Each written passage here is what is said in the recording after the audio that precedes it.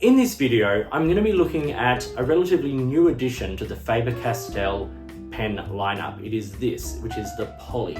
This is an entry-level pen. It's aimed at school students or those people who want to carry a nice lightweight pen. They don't have to worry about too much. It doesn't cost a whole lot. It's simple plastic. It's got a nice simple steel nib on it. But I've been a fan of these kinds of pens from Faber-Castell for a long time. Things like the School or the Writing, those kinds of pens, or the Grip, have featured heavily on this channel over the years, as have things in that next level up like the Loom and the Essentio.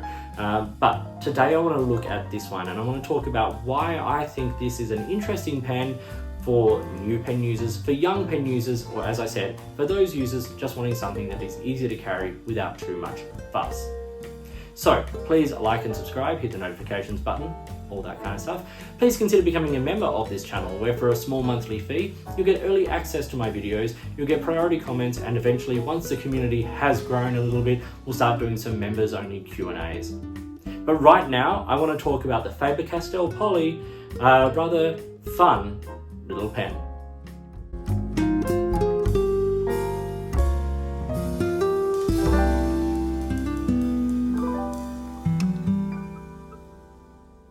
So this is the Faber-Castell Poly. This is one of the recent additions to the Faber-Castell sort of student or school pen range of pens. You can see there it says Poly pen on the sticker. I haven't taken this off yet, and it's Buzzing Blue, which is this version. We've got a medium here and made in China. A lot of the school range of pens from Faber-Castell are made in China, and this is a fairly sort of inexpensive one. It just simply comes packaged in a cardboard sleeve like this. Poly pen, fountain pen there, and with some basic sort of information and all of that. So today we'll talk about parts and features, do a writing sample, and talk about some pros and cons. I want to keep this one fairly simple. It's a fairly simple, straightforward pen after all. So the top of the pen is flat, and it's this sort of matte plastic, almost not rubbery, but it's got this sort of lovely textured finish. You can see a slight sort of triangle to the top there, and that triangle continues all the way down the pen, by the way. It's sort of, somewhat triangular.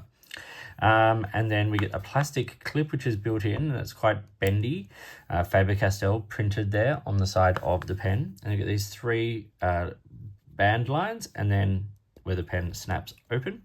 And then after that, barrel tapers down to a sort of flat injection molded end there. And we see that ombre sort of finish of the color there, which I think is rather nicely done.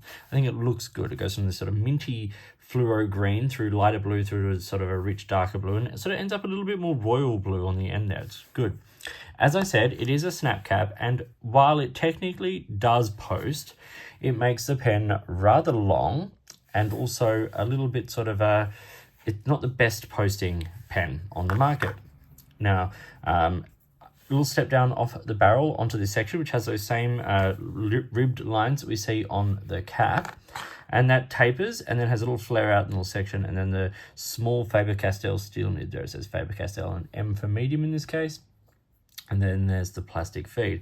This section is triangular, and this taper does make it quite small in the hand. Faber-Castell did put this in the category of school pens on their in a lot of their website sort of material. So the fact that it's designed for smaller hands shouldn't really surprise anyone.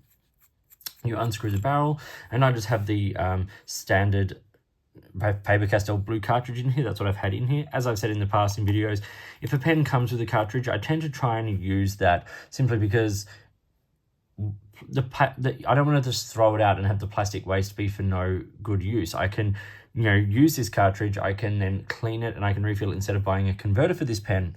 But it is a standard international size, so any sort of standard international cartridge will fit. In terms of converter, you do have to be a little careful with brands like Faber-Castell. Not every converter you buy off the shelf is going to fit, so best to try, and if you can, get a Faber-Castell branded one, because hopefully they have taken that into account, but it's always best to try. If you've got one in your setup already, that would be great.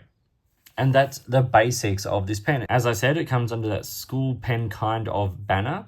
Along with that goes the price point. I normally talk about the price later, but it actually features quite heavily in this pen. So I got this for $27 Australian, which puts it at a price point on par with things like the Pilot Kukuno.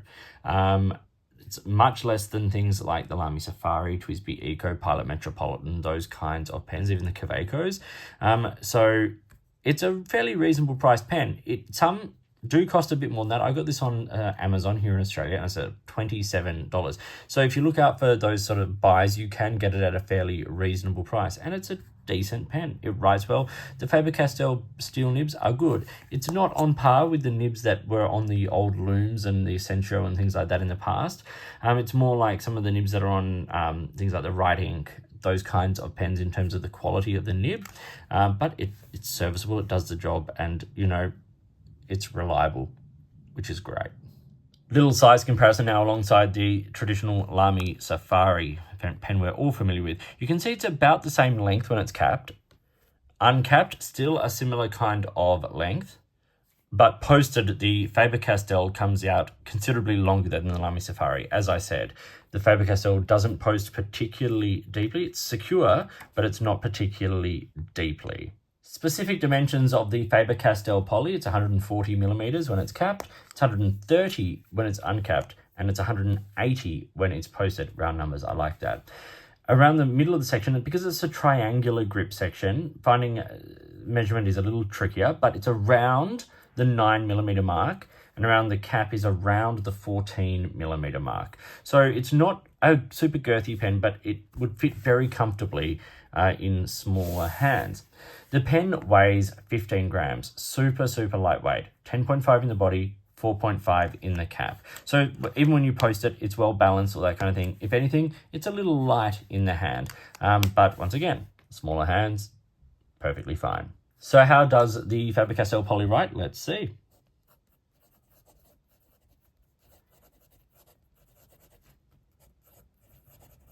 This is a medium steel nib, and the ink in this is Faber-Castell. I'll just put blue. I think it's the royal blue that they have, their standard one.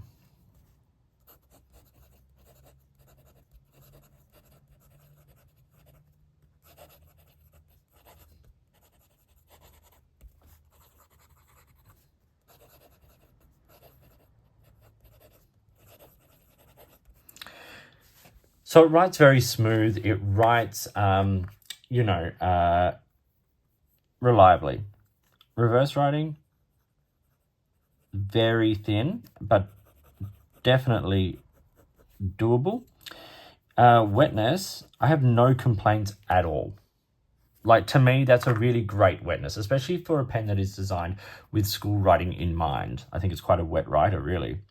Flex, no. You can squeeze a little bit of line variation out of it, but this is a lightweight plastic pen with a fairly rigid steel nib, so treat it with care, please.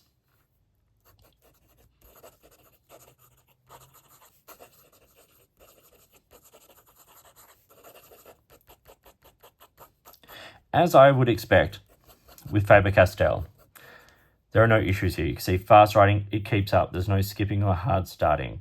It's smooth. Like, it's really very smooth. That was me, by the way, lifting it off the page. But it's very, very smooth in all directions. It writes beautifully. You know, like, there are pens that come at much higher price points that do not write on the page nearly as nice as this pen does. And at $27, Faber-Castell do a range of pens. As I said, the Write Ink, the Grip, things like this one, the Poly, at this kind of price point and cheaper. Like, the school pen is a great little pen as well, that write remarkably well. So if you're looking for a pen for a school, a school child, or if you want a nice lightweight pen you can carry in your bag, or you want to have a range of these at your desk at work, you're not going to be disappointed. Chances are, I shouldn't say across the board, but like, there's a very, very high percentage, given the number of these kinds of pens I have written with, that you will end up with something that you enjoy writing with. So we've covered business. I said this pen was 27 Australian dollars on Amazon. As I said, sometimes they can be a little bit more and different finishes will cost you different amounts. So what are the pros and cons? So for me, one of the cons is the fact that the grip is a little uncomfortable. Now, it is designed as a triangular grip and primarily, I suppose, for right-handed writers to promote a healthy hand position on the page, which is exactly what school pens are designed for. For me, however, as a grown adult with fairly medium sort of size hand, it's a little on the narrow side, and that triangular grip as a left-handed writer isn't necessarily my favorite. But because this nib is so universally smooth, it doesn't matter so much because I'm not having to like force my hand into a particular position on that grip to write with it. It will write because it's a good nib. I don't like the flimsy plastic clip. This is a pen, if this is a pen designed primarily with school children in mind, that's gone in a few days. That will break off in a split second. It's a flimsy plastic clip. And the other thing I'm not entirely convinced of is the capping of this pen. So if you line it up with like a peak of the triangle down and the face of the nib, which lines up very, very nicely, I must say, down the middle of the clip, it clicks in beautifully. If you turn it at all, you are gripping on the inside of that cap against the axis of that triangle. I personally would have had this front triangle just not quite flare so much or be a little bit rounder so we get a uniform access into the cap, right? So like that's stuck there because it's off axis. So you have to be a little more purposeful about how you cap the pen and uncap it, because if you take it off and you pull it and you turn it off the axis, you get stuck as well. Like it's never stuck, but inconvenient stuck. But there are lots of pros. Firstly, that smooth nib writes beautifully first time, every time, no issues, not a worry at all.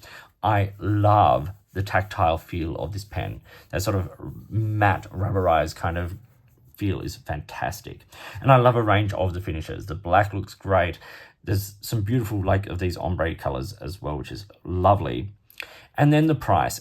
As I said, I bought this for 27 Australian. If you're in Europe, chances are this pen is going to be very, very affordable, which also makes it a great school pen because you don't want to be sending your kid to school with pens that, that they're going to break or lose that cost a whole lot of money.